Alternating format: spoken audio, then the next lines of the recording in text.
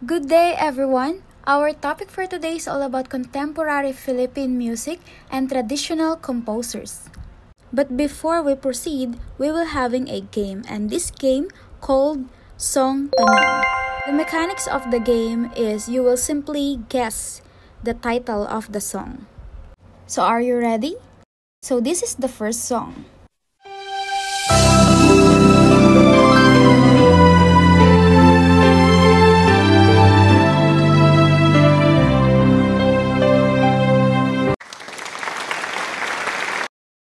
Song Tanong number 2. Ang dati kong araw ng munti pang bata.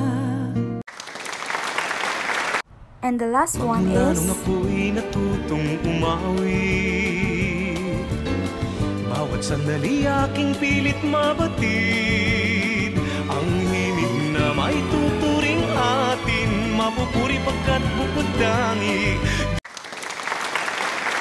Let's proceed to our topic. So our topic for today is all about contemporary Philippine music and the traditional composers. So what is contemporary Philippine music? So according to national artist Dr. Ramon Santos, it refers to composition that have adopted ideas and elements from 20th century art music in the West, as well as the latest trends and musical styles in the entertainment industry. Having been colonized by Spain and the United States for almost 3 centuries, it was inevitable that Western compositional techniques found their way into the works of Filipino composers.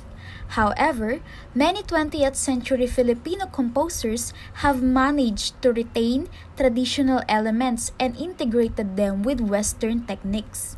In fact, these composers were known to have laid the foundations of what we know as Philippine music. Among the major Philippine contemporary composers are, first we have Francisco Santiago. He is considered as the father of Kundiman.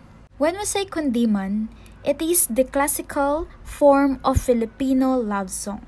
He finished his music specialization at the American Conservatory of Music in Chicago, where he obtained his doctorate degree in 1924. Among his famous works are the following: Pakiusap, Madaling Araw, Sakali Man, Pilipinas Kong Mahal, Hibik ng Pilipinas, Ano Kaya ang Kapalaran, and The Kundiman or Anak Dalita. Francisco Santiago, also a musical director for films. Among the films under his musical supervision were Kundiman, Leron-Leron Sinta, and Madaling Araw. And also, he became the first Filipino director of the UP Conservatory of Music. One of the most famous composition of Francisco Santiago is the Pilipinas Kong Mahal.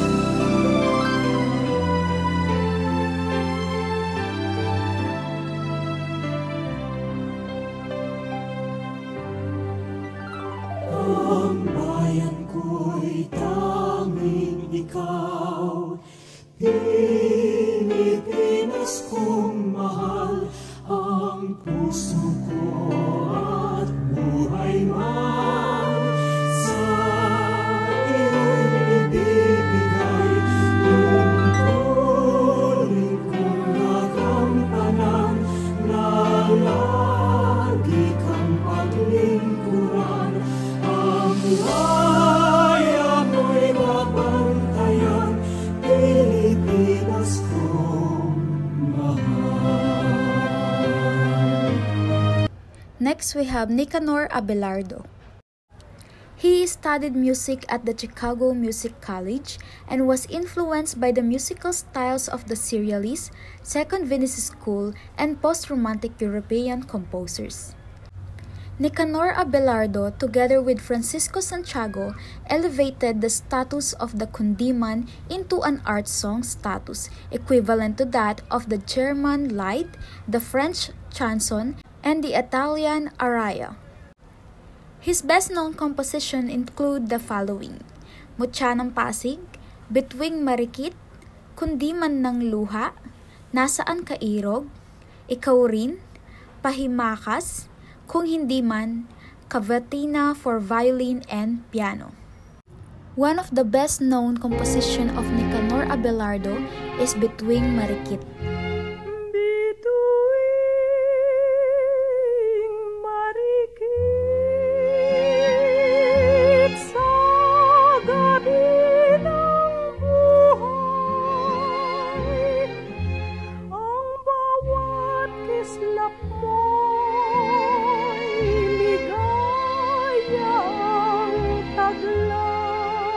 Next, we have Antonio Molina. He is the first national artist for music. He began his music career as an orchestral soloist at the Manila Grand Opera House. Molina served as Dean of the Centro Escolar University, Conservatory of Music from 1948 to 1970. Antonio Molina was also a faculty member of the University of the Philippines Conservatory, now College of Music. Molina was a product of both the Romantic and Impressionist schools of thought. He was fascinated by the dynamics and harmonies of Debussy but retained much of the Romantic styles in his melody. Antonio Molina is best known for his poignantly romantic serenade for violin and piano, Hating Gabi. Molina received the National Artist for Music Award in 1973. Other works of Antonio Molina include the orchestral music, chamber music, and vocal music. Antonio Molina Romantic Serenade for Violin and Piano, Hating Gabi.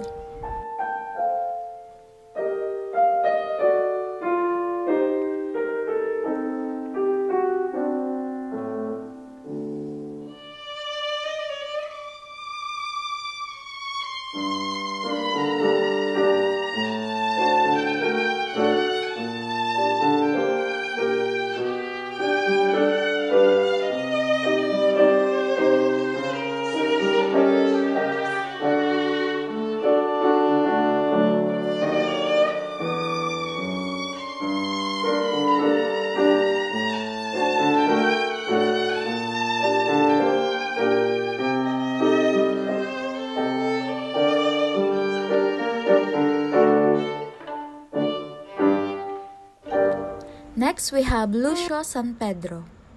Since his elementary days, Lucio San Pedro started composing.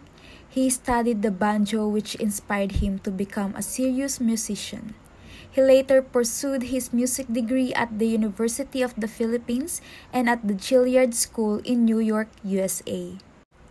He also became a professor of theory and composition at the University of the Philippines College of Music up until his retirement in 1978.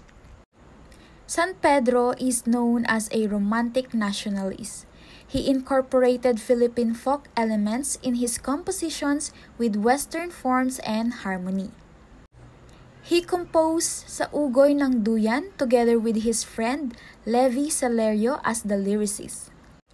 His musical prowess was internationally recognized when he was invited to be a judge at the prestigious Van Cliburn International Piano Competition in 1980.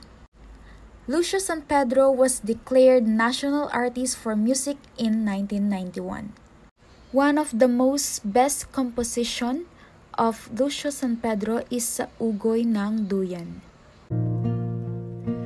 Sana'y di nagmaliw ang dati kong araw nang munti pang bata sa piling ni nanay. Nais kong maulit ang awit ni inang mahal, awit ng pag-ibig habang ako'y nasa duyan. And last, we have Cipriano Ryan Cayabyab, or also known as Mr. C.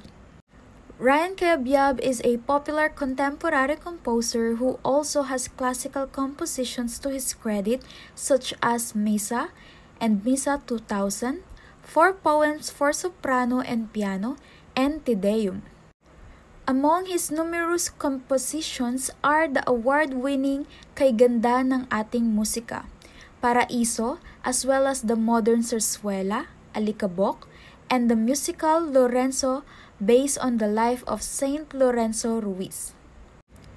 Ryan Cayabyab also produced several recordings, including the memorable album One and subsequently One Christmas and One More, all of which were one-man vocal jazz a cappella album that he himself arranged and sang.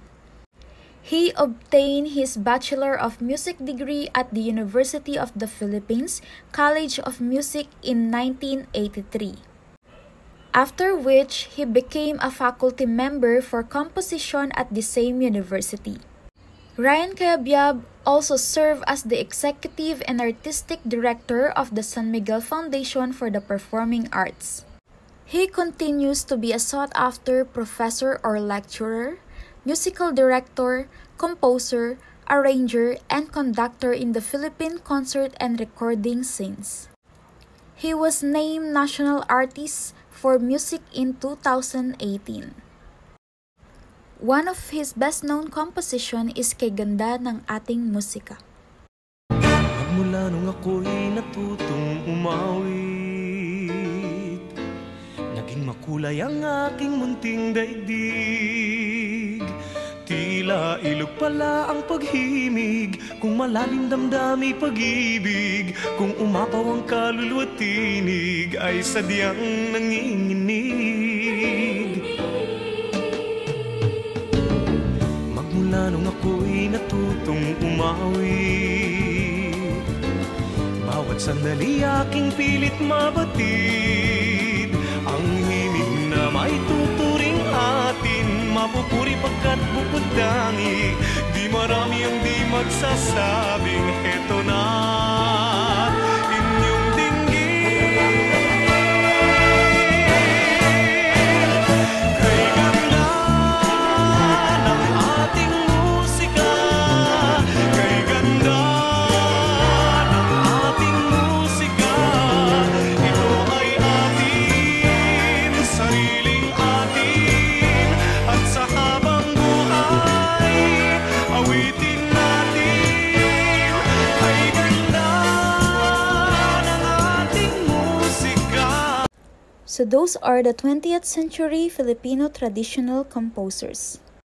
Now let's try if you have remembered some of the works and compositions of the traditional composers.